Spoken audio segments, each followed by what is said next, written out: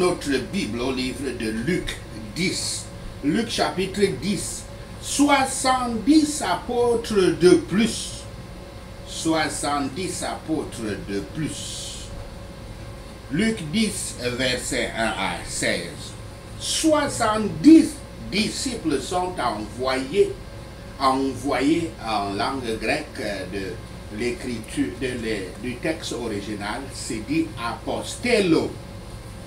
Donc 70 disciples envoyés apostello comme des apôtres. Verset 1. 3 évangiles mentionnent l'envoi des apôtres par Yahshua. Et dans le livre de Luc, c'est Luc 9, verset 1 à 6. Mais seul Luc parle de l'envoi de 72 apôtres. Ne vous fiez pas aux traductions qui ont enlevé 72 pour plutôt mettre 70 parce que c'est leur propre conviction. Et il faut toujours se méfier de ces traductions qui injectent les pensées. Il faut toujours préférer les traductions littérales, quitte à vous d'interpréter comme vous voulez. Il ne faut pas injecter la théologie dans les traductions bibliques et c'est dommage que cela se fasse. Donc certains disent que 70 partirent au lieu de 72. Par conséquent, quand ils traduisent ces passages, ils mettent 70 au lieu de 72. Mais Luc fournit beaucoup plus de détails sur la nomination des 72 que la mission des 12.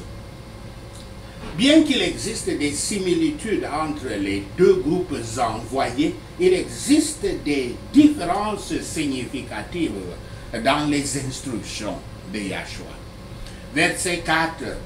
Il peut sembler étrange que Yahshua ordonne aux disciples de s'abstenir de la disposition sociale normale d'un salut amical sur la route.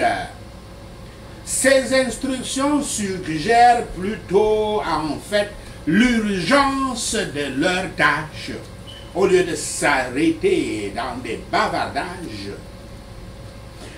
il veut que ses disciples se mettent à diffuser la bonne nouvelle. Tout comme Yahshua est résolu à aller à Jérusalem, les disciples doivent être résolus à proclamer son message, l'évangile. Versets 7 à 8. Yahshua dit au groupe plus large ce qui lui est proposé. Apparemment, Yahshua élargit intentionnellement son ministère, atteignant non seulement les grandes villes, mais aussi les territoires des gentils. Sinon, il n'y avait pas eu besoin de régler le problème alimentaire. Christ a donc envoyé, le mot grec c'est apostello, il a donc envoyé les 72 disciples 2 à 2. Peut-être qu'ils pourraient se renforcer et s'encourager mutuellement avec ses pairs, au sein de ses pairs. Le ministère de l'Évangile appelle les gens à recevoir le Christ comme prince et sauveur. Et il viendra sûrement dans la puissance de son Saint-Esprit à tous les endroits où il envoie ses fidèles serviteurs. Mais le malheur de ceux qui reçoivent la grâce de Dieu en vain sera très à craindre. Ceux qui méprisent les fidèles ministres du Christ, qui les traitent méchamment, pas notamment, qui les traitent méchamment et qui les méprisent, seront considérés comme ayant méprisé Yahweh et le Christ Yahshua. Luc 10, verset 17 à 24. Le caractère béni des disciples du Christ. Verset 18 à 19. Yahshua dit aux disciples ravis que leur capacité à chasser les démons est la preuve d'une réalité encore plus grande qu'ils ont imaginée. Ils ne voient leur succès qu'en termes de pouvoir sur les démons Mais Yahshua observe également leur succès et voit Satan au début de sa disparition. Satan tombe vite comme un éclair. La venue du Christ, et plus particulièrement son sacrifice, annonce la défaite de Satan. La mission des 72 est juste un aperçu de ce qui va arriver. Oh, que de plus en plus de personnes puissent recevoir le Saint-Esprit pour une guerre mondiale sans relâche contre Satan et que ces armées d'esprits impurs et de démons puissent être combattues de manière efficace. Verset 20. Yahshua ne veut pas diminuer la joie de ses disciples, mais il essaie doucement de redresser cette joie.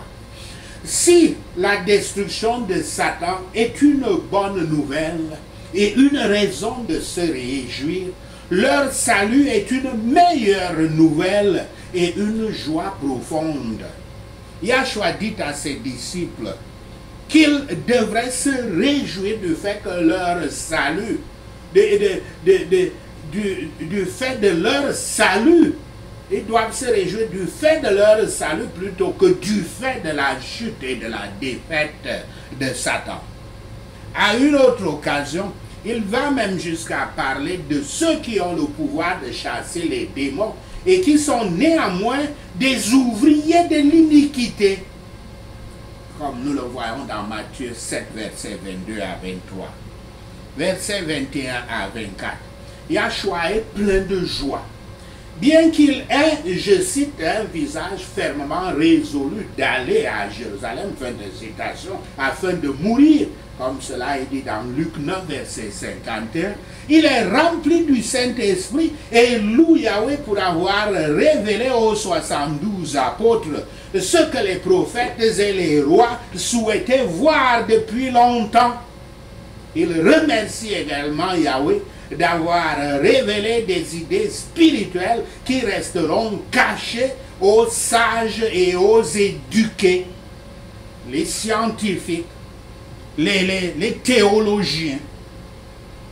Toutes nos victoires sur Satan sont obtenues par le pouvoir dérivé de Yahshua le Messie. Et il doit avoir toutes les louanges. Mais prenons garde à l'orgueil spirituel qui a été la destruction de beaucoup de gens. Notre Seigneur s'est réjoui de la perspective du salut de nombreuses âmes. Il était convenable de noter cette heure de joie. Et il y en avait peu, car il était un homme de douleur. Au moment où il vit Satan tomber comme l'éclair et entendit parler du succès de ses ministres, Yahshua se réjouit à cette heure-là. Yahshua a toujours résisté aux orgueilleux et donné grâce aux humbles. Plus nous dépendons simplement de l'enseignement, de l'aide et de la bénédiction du Fils de Dieu, plus nous connaîtrons le Père Yahweh et le Fils, le Christ. Plus nous serons bénis en voyant la gloire et en entendant les paroles du divin Sauveur, plus nous serons utiles pour promouvoir sa cause. Luc 10, verset 25 à 37, le bon Samaritain, verset 25 à 27. Yahshua est approché par un juriste ou un avocat, un juriste, c'est-à-dire un expert juridique religieux qui lui pose des questions sur les préalables bibliques pour hériter de la vie éternelle. Yahshua retourne la question à l'homme dont la réponse provient des Écritures. Je cite deux. Il a répondu selon deux Écritures. Première Écriture, je cite, aime l'Éternel, ton Dieu, de tout ton cœur, de toute ton âme et de toute ta force. Fin de citation, citation de Deutéronome 6, verset 5. Et citation encore, tu ne te vengeras point, tu ne garderas point de rancune contre les enfants de ton peuple. Tu aimeras ton prochain comme toi-même. Je suis l'Éternel. Fin de citation, citation de Lévitique 19, verset 18. Verset 29 à 30. La parabole du bon samaritain est la réponse de Yahshua à la question. La question c'est, et qui est mon prochain? C'est ça que l'expert juridique, le juriste lui a posé cette question. Qui est mon prochain? Le samaritain, considéré comme un pécheur, avait de la compassion pour son voisin. Là où les chefs religieux juifs n'en avaient aucune. Versets 31 à 32. Le prêtre juif et le lévite, qui tiennent tous deux des positions religieuses respectées, choisissent d'ignorer un homme gravement blessé sur la route. Le fait qu'ils descendent la route suggère qu'ils viennent de Jérusalem et par conséquent ils ne se précipitent donc pas pour une obligation importante au temple de Jérusalem. Pourtant, ils continuent et traversent la route pour éviter tout contact étroit avec l'homme agonisant. Verset 37. En réponse à la profonde question de Yahshua, le juriste ne peut même pas se résoudre à prononcer le nom le Samaritain. Néanmoins, c'est la deuxième fois qu'il répond correctement à Yahshua et la deuxième fois que Yahshua lui demande de faire ce qu'il venait de répondre, ce qu'il venait de dire. Le juriste pensait qu'il fallait un bon travail de se justifier par ses œuvres, mais Yahshua lui montre rapidement que ce n'est pas aussi facile qu'il le pensait. L'amour pour Yahweh est démontré par l'amour pour les autres, les prochains. Et tous les prochains. Si nous parlons, ce n'est pas seulement les prochains chrétiens. Si nous parlons de la vie éternelle et du chemin qui y mène, et si nous le faisons à la légère, nous prenons le nom de Yahweh en vain, nous prononçons le nom de Yahweh en vain, Exode 20, verset 7. Toute personne qui ne participe pas à la conversion de la grâce n'aimera jamais Yahweh et son prochain avec un amour pur et spirituel. Cependant, le cœur orgueilleux de l'homme s'efforce à lutter contre ces convictions fondamentales du christianisme. Christ a donné l'exemple d'un pauvre juif en détresse, soulagé par un bon samaritain. Ce pauvre homme tomba entre les mains des voleurs qui le laissèrent pour mort dans ses blessures. Il fut méprisé par ceux qui auraient dû être ses amis, mais pris en charge par un étranger, un samaritain, de la nation que les Juifs méprisaient et détestaient le plus, et avec laquelle ils ne traiteraient de rien. Il est déplorable d'observer comment l'égoïsme gouverne tout le monde, tous les rangs, toutes les sociétés. Combien d'excuses les gens ne vont-ils pas faire pour éviter des problèmes ou des dépenses nécessaires pour soulager les autres, leurs prochains. Mais le vrai disciple du Christ a la loi, il a la loi de l'amour écrite dans son cœur, qui se résout à deux choses, compassion et assistance, compassion et service. L'Esprit du Christ habite en lui ou elle. L'image du Christ se renouvelle dans son âme. Cette parabole est une belle explication de la loi de devoir aimer notre prochain comme nous-mêmes, sans distinction de nation, de parti ou toute autre distinction. Elle expose également la gentillesse et l'amour de Yahweh, notre Sauveur, envers les personnes pécheresses et misérables. Nous étions comme ce pauvre voyageur avant de devenir chrétien. Nous étions comme ce pauvre voyageur en détresse. Satan, notre ennemi, nous a dérobés et nous a blessés. Quel est le mal que le péché nous a fait? Le bienheureux Yahshua avait de la compassion pour nous. Le croyant considère que Yahshua l'a, le chrétien, faut-il le dire, considère que Yahshua l'a aimé et a donné sa vie pour lui ou elle, quand il ou elle était un ennemi et un rebelle à Yahweh. Et lui, ayant montré sa miséricorde, il lui demande de partir et de faire de même. C'est de cela qu'il est question dans le christianisme. Il est du devoir de nous tous, dans nos lieux et selon notre capacité, de secourir, d'aider et de soulager tous ceux qui sont en détresse et dans la nécessité.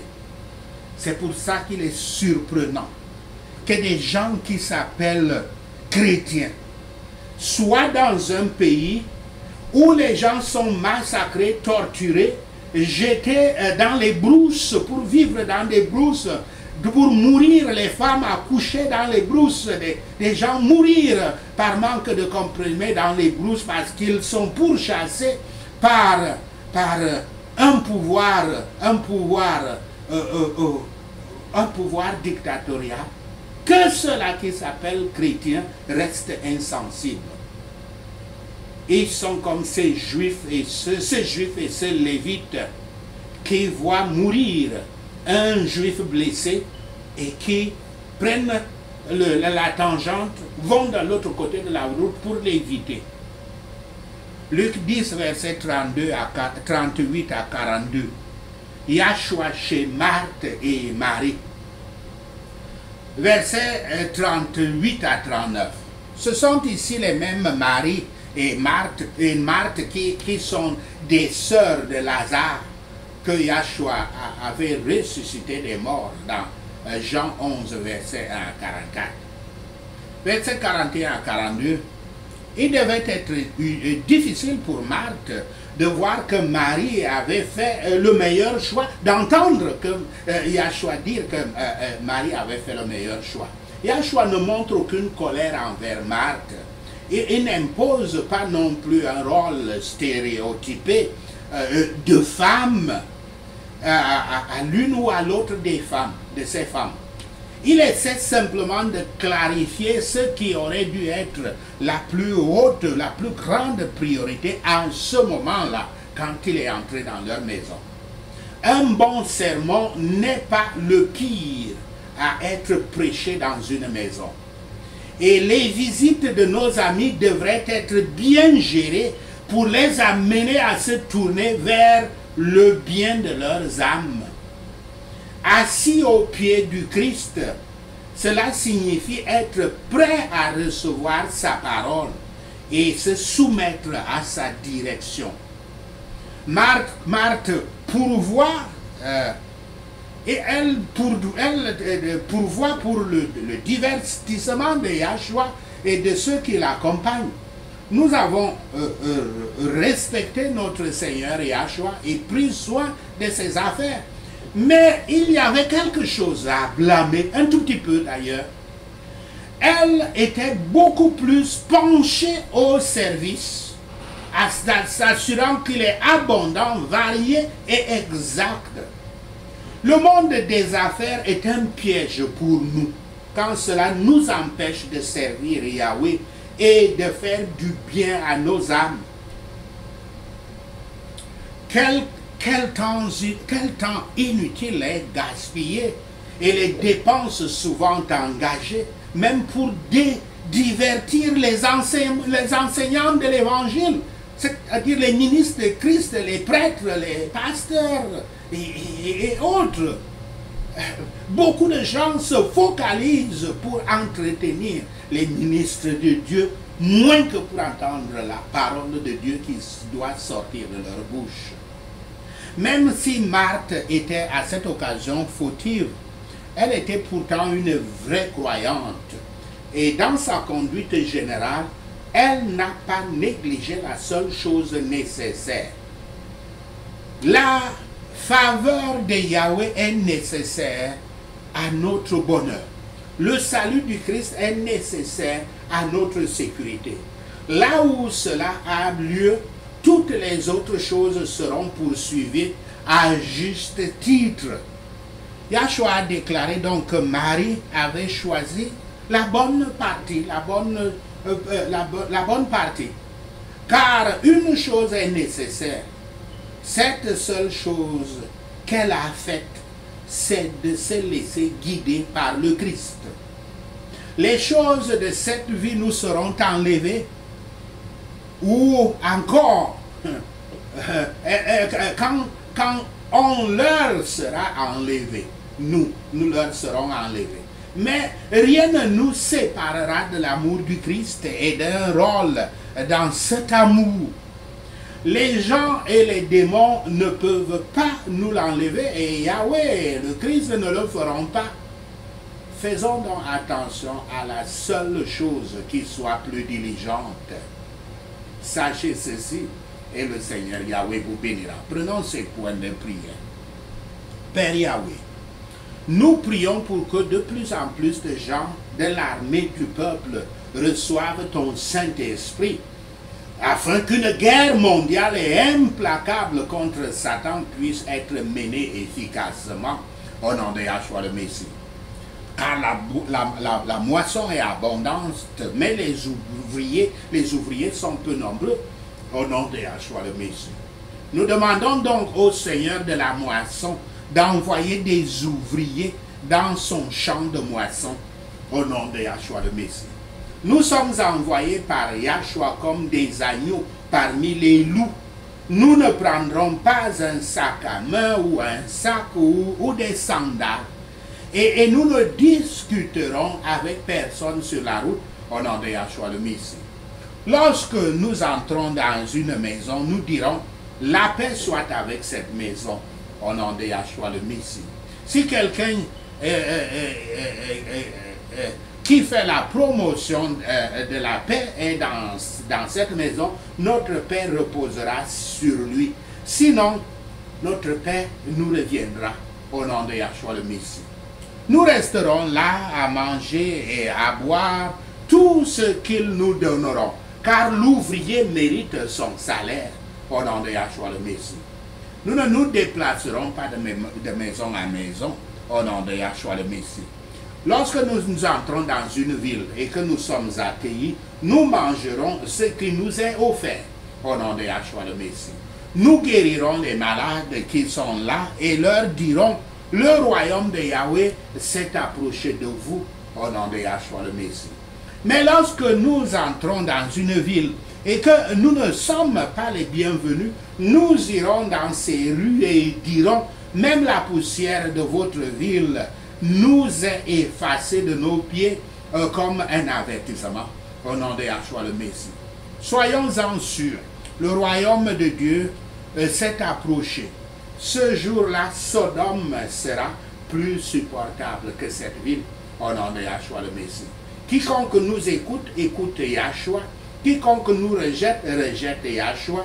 Mais quiconque rejette Yahshua, rejette aussi celui qui l'a envoyé au nom de Yahshua le Messie. Quelle joie y a-t-il quand nous recevons, quand nous revenons et que nous disons, Seigneur, même les démons se soumettent à nous, en ton nom, au nom de Yahshua le Messie. Seigneur Yahshua, nous sommes ravis que tu dises, j'ai vu Satan tomber du ciel comme un éclair, au nom de Yahshua le Messie. Car tu nous as donné le pouvoir de piétiner les serpents et les scorpions et de vaincre tout pouvoir de l'ennemi. Rien ne nous fera du mal, au nom de Yahshua le Messie. Cependant, nous ne nous réjouirons pas que les esprits se soumettent à nous, mais nous nous réjouirons que nos noms soient inscrits au ciel, au nom de Yahshua le Messie. Je te loue, Père Yahweh, Seigneur des cieux et de la terre, parce que tu as caché ces choses aux sages et aux instruits et que tu les as révélées aux petits enfants, au nom de Yahshua le Messie. Oui, Père, car c'est ce que tu voulais faire, au nom de Yahshua le Messie. Toutes